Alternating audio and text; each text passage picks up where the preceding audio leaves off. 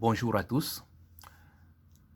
Je fais cette vidéo pour parler de Jean de Dieu Momo, l'homme qui protège le régime Biya depuis plus d'une vingtaine d'années, l'homme des 9 disparus de Bépanda. Je fais cette vidéo en ce mois de février parce que, comme vous le savez, ce mois rappelle des souvenirs douloureux aux Camerounais. On peut parler des incendies de Sam, des accidents de Boumniebel, les 9 disparus de Bépanda, le massacre pour déverrouiller le plafond du double mandat, etc. Je ne reviendrai pas sur les derniers cas, Garbu, Kumba, Mbui. C'est vraiment un mois très douloureux pour le Cameroun. Je fais aussi cette vidéo pour vous dire que Momo est cet avocat qui protège ce régime depuis 20 ans, que ce n'est pas le ministre qu'on pense, ou le griot, ou le bouffon de maison. Et enfin, j'espère qu'avec ce message, la diaspora va comprendre qu'il y a une arme juridique implacable qui peut permettre de faire plier ce régime. Et le régime le sait.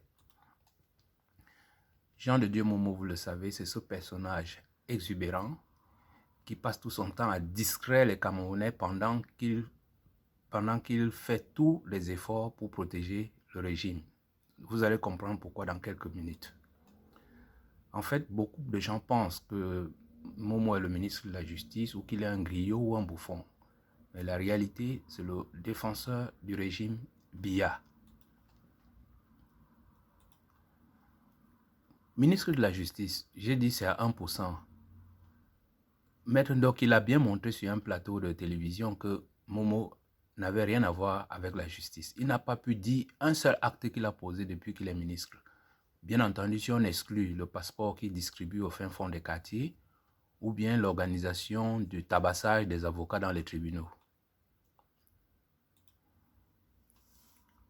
Griotisme, Momo est un griot à 3%, je dirais, parce qu'il n'est pas capable de rivaliser avec les membres du G20, ni avec des personnages comme Mesanga Nyamdine, Denis Kwebo, Hervé Emmanuel comme Bandakani. Ce sont des sommités en matière de griotisme. Momo n'est non plus un bouffon.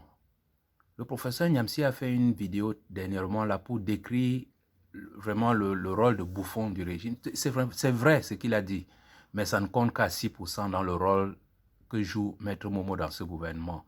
En tout cas, en matière de bouffonnerie, il n'est pas plus bouffon que les PEC, que les Cabral Libye et tout ça. J'ai pris 3 exemples pour vous l'illustrer. Hervé Emmanuel Com, voilà l'un des plus grands banquiers parisiens. Mais dès qu'il est arrivé au Cameroun, c'est terminé. Il ne connaît plus rien de la banque.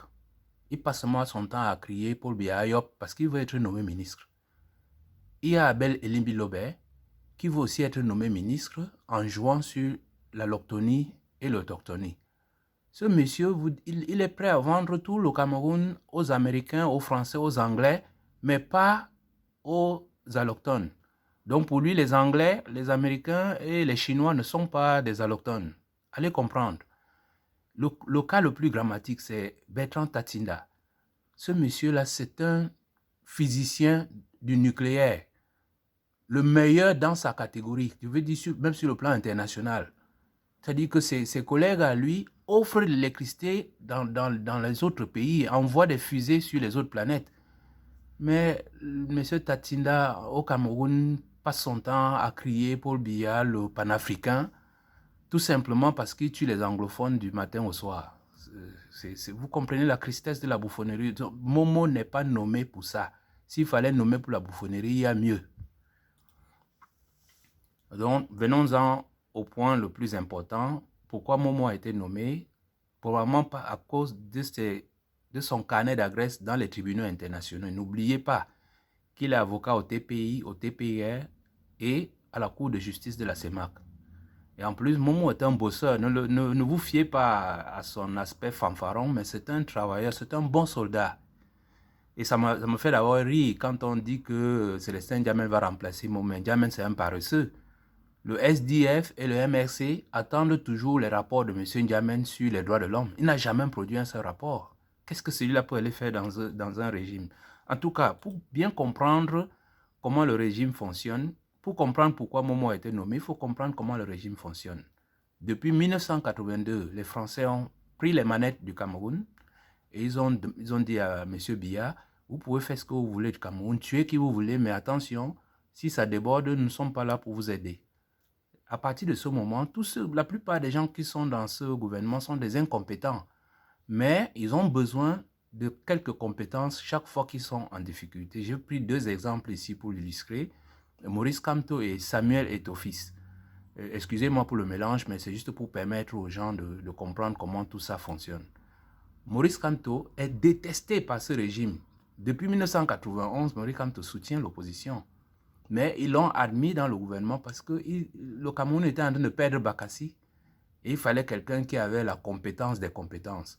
Et effectivement, Maurice Kamto, pendant quelques années, était quasiment comme le président du Cameroun. Vous le voyez d'ailleurs là en train de remettre les armoiries de Bakassi aux forces armées du Cameroun qui vont protéger l'intégrité de notre territoire. Le deuxième exemple, c'est Samuel Eto'o. Ce régime a tout refusé à Samuel Eto'o, que ce soit dans la téléphonie, que ce soit dans les grandes structures. Ils ont refusé tous ces projets, bon, sauf le Ndjambo, qu'on lui a autorisé de faire. Mais quand le régime a senti la perte du pouvoir, parce qu'il leur fallait la canne pour justifier le hold-up, allez, tout de suite, ils ont fait appel à Samuel Eto'o. Eto'o est arrivé avec Ahmad Ahmad dans les valises. Ils sont allés à Etoudi, ils ont échangé les fanions. Et Ahmad Ahmad est devenu le directeur de campagne de Paul Biya. Donc, et du coup, ça leur a servi de valider le hold-up. Depuis, Samuel Eto'o a déjà été récompensé partiellement puisqu'on lui a donné la FECAFOOT. Mais depuis un certain temps, on le voit se balader avec des militaires dans tout le pays. Bon, ça ne surprendra personne si au prochain remaniement, il est ministre de la Défense ou ministre du Sport. Mais en tout cas, il mérite d'être récompensé parce que c'est grâce à lui que le hold-up a été justifié. Donc, vous comprenez que Momo a été nommé d'abord parce qu'il peut être récompensé et surtout pour faire un travail. Quelle est la récompense qu'on accorde à M. Momo? Pourquoi le récompense-t-on? Parce que Momo a masqué les crimes du régime pour 2 dates de février. 20 février 2000, 23 février 2008. 20 février 2000, Paul Biya lance le commando opérationnel sur Douala. On tire sur tout ce qui bouge. Il y a toute une escadrille de chiens sauvages qui s'abat sur la ville. On tue des gens. Il y a près de 2000 morts. Mais Momo, avec une clique de politicards, vont réduire les 2000 morts en 9 disparus de Bépanda. Vous comprenez la manœuvre qu'il y a derrière cette opération. Deuxième date, 23 février 2008, les Camerounais refusent à Biya le prolongement de son mandat. Cet homme envoie encore des chiens sauvages dans la rue. On tue près de 840 Camerounais au bas mot. Mais Momo, avec toute sa clique, vont faire croire que c'était juste un mouvement pour la vie chère. Et du coup, on a oublié tous les morts de cette opération. C'est principalement pour ces 2 actions de Momo qu'il a été récompensé et pris dans ce gouvernement. Mais maintenant, ce qu'on attend de lui, et ça c'est le plus important, c'est qu'il soit l'avocat de la bande à Biya. Parce que depuis 2016, ces gens-là commettent des crimes totalement inacceptables au Cameroun. Et comme la justice nationale est verrouillée, il n'y a qu'à l'international qui peuvent craindre.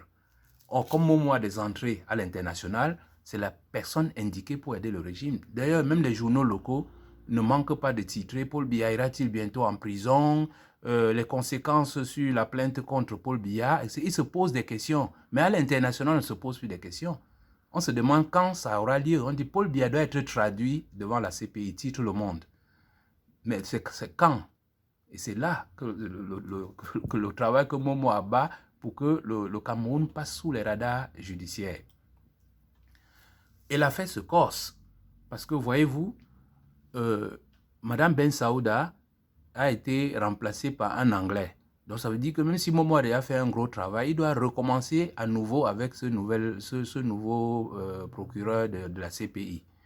Et de même, de plus en plus de tribunaux au monde acquièrent ce qu'on appelle les compétences universelles, obligatoires ou absolues. Bon, n'entrons pas dans ces détails. C'est juste pour dire que dans ces tribunaux-là, Quand il y a un crime au Cameroun, c'est-à-dire comme ce massacre de Zélévette, où les militaires avaient tiré dans 12 à 20 balles dans la tête des bébés sur le dos de leur mère, tout citoyen du monde peut aller dans ces tribunaux-là et porter plainte contre le régime de Yaoundé.